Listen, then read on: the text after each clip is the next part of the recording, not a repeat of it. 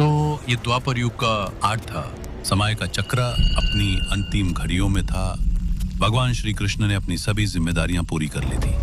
धर्म की स्थापना हो चुकी थी और उनका पार्थिव जीवन का लक्ष्य अब संपन्न हो चुका था। उन्होंने निर्णय लिया कि अब उन्हें अपने दिव्य धाम लौटना चाहिए।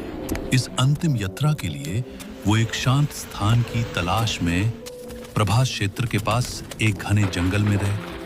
वहां एक विशाल घेरे बरगद के पेड़ के नीचे वो गहरे ध्यान में बैठ गए। उनका चेहरा शांति से भरा था, जैसे ब्रह्मांड उनके अंदर ही सामा गया हो। लेकिन विधि का विधान कुछ और ही था।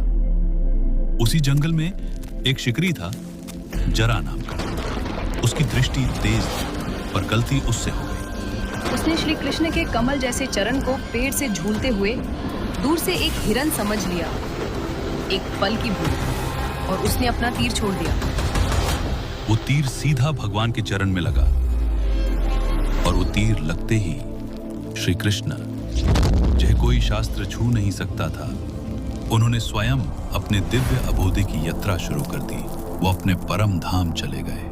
इस घटना के पश्चात पांडवों ने बड़े दुख और श्रद्धा के साथ अपने प्रिय भगवान का अंतिम संस्कार किया। अग्नि जल उठी, शब्द वायु में घुल गए। लेकिन फिर एक चमत्कार हुआ। भगवान श्री कृष्ण का जो हृदय था, उनका ब्रह्म द्राव्य, वो जला ही नहीं। अग्नि की लापतें उसके इर्द गिर्द घूमती रही, पर उसे छू न सकी।